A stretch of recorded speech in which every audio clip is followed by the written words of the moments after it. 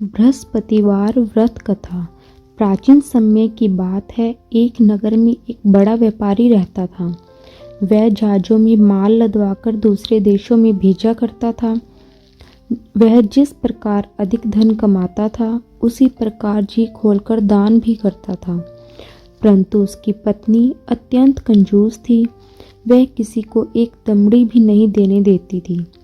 एक बार सेठ जब दूसरे देश व्यापार करने गया तो पीछे से बृहस्पति देव ने साधु वेश में उसकी पत्नी से भिक्षा मांगी। व्यापारी की पत्नी बृहस्पति देव से बोली, साधु महाराज, मैं इस दान और पुण्य से तंग आ गई हूँ। आप कोई ऐसा उपाय बताएं जिससे मेरा सारा धन नष्ट हो जाए और मैं आराम से रह सकूं। मैं यह धन लुटता हुआ नहीं देख सकती। बृहस्पति देव ने कहा, हे देवी, तुम बड़ी विचित्र हो। संतान और धन से कोई दुखी होता है? अगर अधिक धन है तो इसे शुभ कार्यों में लगाओ। कुंवारी कन्याओं का विवाह कराओ। विद्यालयों और बाग बगीचों का निर्माण करवाओ। ऐसे पुण्य कार्य करने से तुम्हारा लोक परलोक सार्थक हो सकता है। परंतु साधु की इन बातों से व्यापारी की पत्नी को खुशी नहीं हुई। उसने कहा, मुझे ऐसे धन की आवश्यकता नहीं है जिसे मैं दान दूं। तब बृहस्पति देव बोले, यदि तुम्हारी ऐसी इच्छा है तो तुम एक उपाय करना।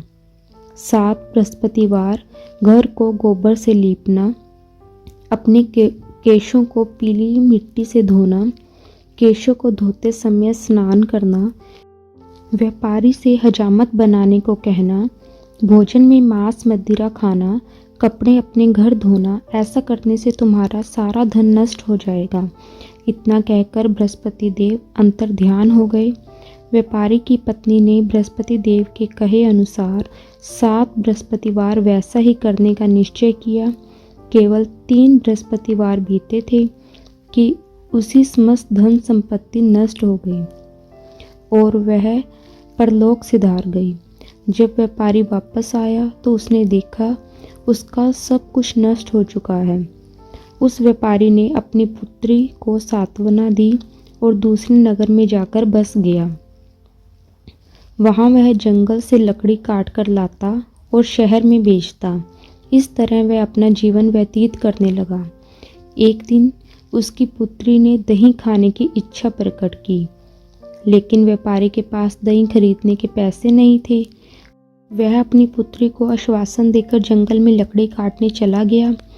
वहां एक वृक्ष के नीचे बैठ अपनी पूर्ण दशा पर विचार कर रोने लगा। उस दिन बृहस्पतिवार था।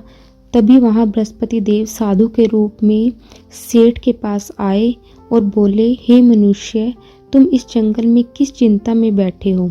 तब व्यापारी बोला, हे महाराज, आप सब कुछ जानते हैं। इतना कहकर व्यापारी अपनी कहानी सुनाकर रो पड़ा। बृहस्पति देव बोले, देखो बेटा, तुम्हारी पत्नी ने बृहस्पति देव का अपमान किया था, इसी कारण तुम्हारा यह हाल हुआ है।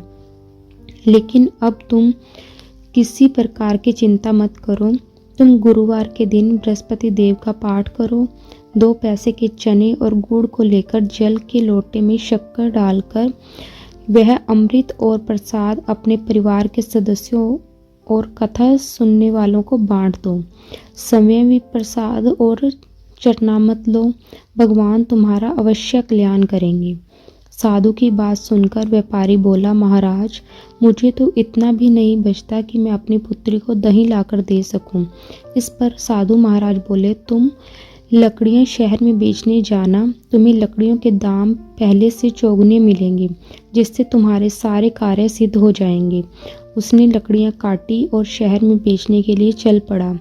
उसी लकड़ियां अच्छे दाम में बिक गई, जिससे उसने अपनी पुत्री के लिए दही लिया और गुरुवार की कथा हेतु चना गुड़ लेकर कथा की और प्रसाद बांटकर समय भी खाया।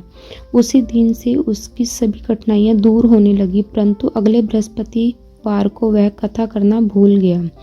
अगले दिन वहां के राजा ने एक बड़े यज्ञ का आयोजन कर पूरे नगर को लोगों के लिए भोजन का आयोजन किया। राजा की आज्ञा अनुसार पूरा नगर राजा के महल में भोजन करने गया, लेकिन व्यापारी व उसकी पुत्री तनिक विलंब से पहुँचे, अतः उन दोनों को राजा के महल में ले जाकर भोजन कराया। जब वे दोनों लौटकर आए तब रानी ने देखा कि उसकी खूंटी पर टंगा हार गायब है। रानी को व्यापारी और उसकी पुत्री पर संदेह हुआ। उसका हार उन दोनों ने ही चुराया है। राजा की आज्ञा से उन दोनों को कारावास की कोठरी में कैद कर दिया गया। कैद में पड़कर दोनों अत्यंत दुखी हुए। वहां उन्होंने बृहस्पति देवता का स्मरण किया। बृहस्पति देव ने प्रकट होकर व्यापारी को उसकी भूल का आभास कराया और उन्हें सलाह दी कि गुरुवार के दिन कैद खाने के दरवाजे पर तुम्हें 2 पैसे मिलेंगे। उनसे तुम चने और मुनक्का मंगवाकर विधि पूर्वक बृहस्पति देवता का पूजन करना। तुम्हारे सब दुख दूर हो जाएंगे। बृहस्पतिवार को कैद खाने के द्वार पर उन्हें 2 पैसे मिले। बाहर सड़क पर एक स्त्री जा रही थी। व्यापारी ने उसे बुलाकर गुड़ और चना लाने को कहा। इस पर वह स्त्री बोली, मैं अपनी बहू के लिए गहने लेने जा रही हूँ, मेरे पास समय नहीं है। इतना कहकर वह चली गई। थोड़ी देर बाद वहाँ से एक और स्त्री निकली।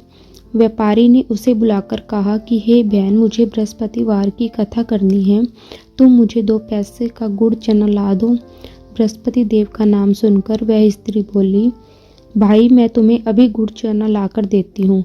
मेरा इकलौता पुत्र मर गया है।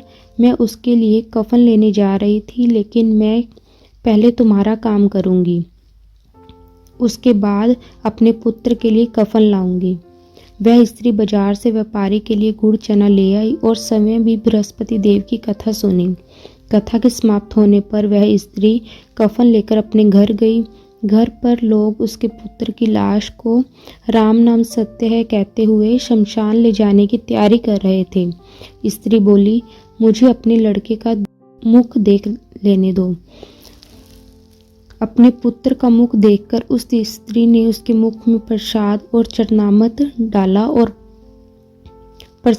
चरनामत के प्रभाव से वह पुनः जीवित हो गया। पहली स्त्री जिससे बृहस्पति देव का निरादर किया था, वह जब अपने पुत्र के विवाह हेतु पुत्रवधू के लिए गहने लेकर लौटी और जैसे ही उसका पुत्र घोड़ी पर बैठकर निकला, वैसे ही घोड़ी ने ऐसी उछाल मारी कि वह घोड़े से गिरकर मर गया। यह देख स्त्री रो रोकर बृहस्पति देव से क्षमा याचना करने लगी। उस स्त्री की याचना से बृहस्पति साधु वेश में वहां पहुंचे। कहने लगे, देवी, तुम्हें अधिक विलाप करने की आवश्यकता नहीं है। यह बृहस्पति देव का अनादर करने के कारण हुआ। तुम वापस जाकर मेरे भक्त से क्षमा मांगकर कथा सुनो, तब ही तुम्हारी मनोकामना पूर्ण होगी। जेल में जाकर उस स्त्री ने व्यापारी से माफ़ी मांगी और कथा सुनी। कथा के उपरांत वह प्रसाद और चरनामत लेकर अपने घर वापस आई। घर आकर उसने चरनामत अपने मृत पुत्र के मुख में डाला। चरनामत के प्रभाव से उसका पुत्र भी जीवित हो उठा। उसी रात बृहस्पति देव राजा के सपने में आए और बोले, हे राजन, तूने जिस व्यापारी और उसकी पुत्री को जेल में कैद कर रखा है वह बिल्कुल निर्दोष है। तुम्हारी रानी का हार वहीं खूंटी पर टंगा है। दिन निकला तो राजा रानी ने हार खूंटी पर लटका हुआ देखा। राजा ने उस व्यापारी और उसकी पुत्री को रिहा कर दिया और उन्हें आधा राज्य देकर उसकी पुत्री का विवाह उच्च कुल में करवा दिया। दहेज में हीरे जवाहरात भी दिए। इस तरह की और कहानी सुनने के लिए चैनल को सब्सक्राइब करें, वीडियो को लाइक करें और ज़्यादा से ज़्यादा शेयर करें।